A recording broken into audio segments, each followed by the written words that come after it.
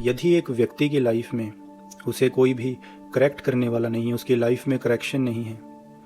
उसे उसकी गलतियों को कोई बताने वाला या उसे सुधारने वाला नहीं है, और साथ ही यदि उसकी लाइफ में अगवाही नहीं है, गाइडेंस नहीं है, तो वो व्यक्ति एक बड़ी ही डेंजरस प्लेस पर है। जब आप न्यायों की पुस्तक उसके 17 अध्याय की 1 से 6 आयत को पढ़ते हैं तो उसमें एक व्यक्ति का जिक्र है जिसका नाम मीका था, जो कि एफ्रेम के पहाड़ी देश में रहता था। और जब आप इन आयतों को पढ़ेंगे तो इसमें लिखा कि उसके घर में एक ऐसा स्थान था, एक मंदिर था जिसमें उसने मूर्तियों को, अलग अलग मूर्तियों को स्थापित किया हुआ था, और वो उन मूर्तियों की आराधना करता था, वो उनकी प्रार्थना करने लग गया था, वो उनको पूजने लग गया था। और जब आप इसकी 6 आयत को पढ़ते हैं तो उसमें लिखा है कि उन दिनों में इजराइलियों का कोई राजा ना था, यानी कि कोई स्पिरिचुअल लीडर या कोई परमेश्वर का ठहराया हुआ जन उस देश में नहीं था, जिस कारण कि जो लोग थे वो वही करते थे जो उन्हें अच्छा लगता था या जो उनकी समझ में था, जो उन्हें जान पड़ता था, वो अपनी दिल की वही चीज़ों को फॉलो करते थे। पर अब ऐसा नहीं है,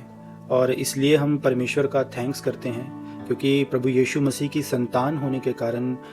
परमेश्वर ने हम पर यह अनुग्रह किया है कि उसने हमें अपने जीवित वचन, अपना पवित्र शास्त्र बाइबल हमें दी है। और जब आप 2 तीमुथियुस उसके 3 अध्याय की 16 आयत को पढ़ते हैं तो उसमें लिखा कि जो संपूर्ण पवित्र शास्त्र है वो परमेश्वर की प्रेरणा से रचा गया है और उपदेश और समझाने और सुधारने और धार्मिकता की शिक्षा देने के लिए लाभदायक है। यानी परमेश्वर ने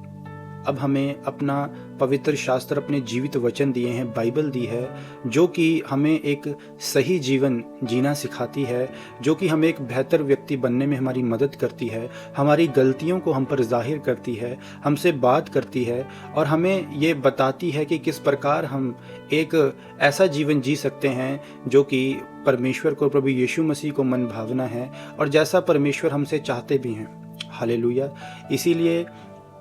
हमें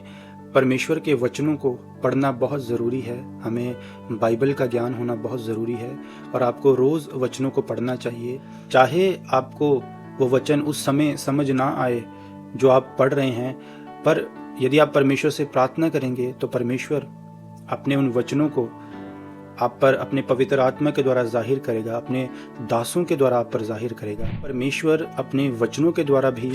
आपसे बात करता है, आपको गाइड करता है, करेक्ट करता है, और साथ ही साथ उसने अपने सेवकों को भी कलीसिया को दिया है अगुए के रूप में, ताकि वो परमेश्वर की कलीसियाओं को गाइड कर सके, उनकी अगवाही कर सके। और इसीलिए परमेश्वर अपने वचनों के द्वारा भी आपसे बात करता है और अपने वचनों के जरिए वो अपने दासों के द्वारा भी आपसे बात करता है। इसीलिए आपको परमेश्वर के वचनों को पढ़ना है और साथ ही साथ जो आपके अगुए चर्च में आपको सिखाते हैं,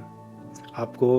उन बातों को समझना है, उन्हें फॉलो करना है, ताकि आप अपनी लाइफ में करेक्शन को ले सकें, गाइडेंस को ले सकें और एक ऐसा जीवन बिता सकें जो परमेश्वर को पसंद है और आप अपने जीवन के द्वारा परमेश्वर के नाम को महिमा दे सकें। God bless you all.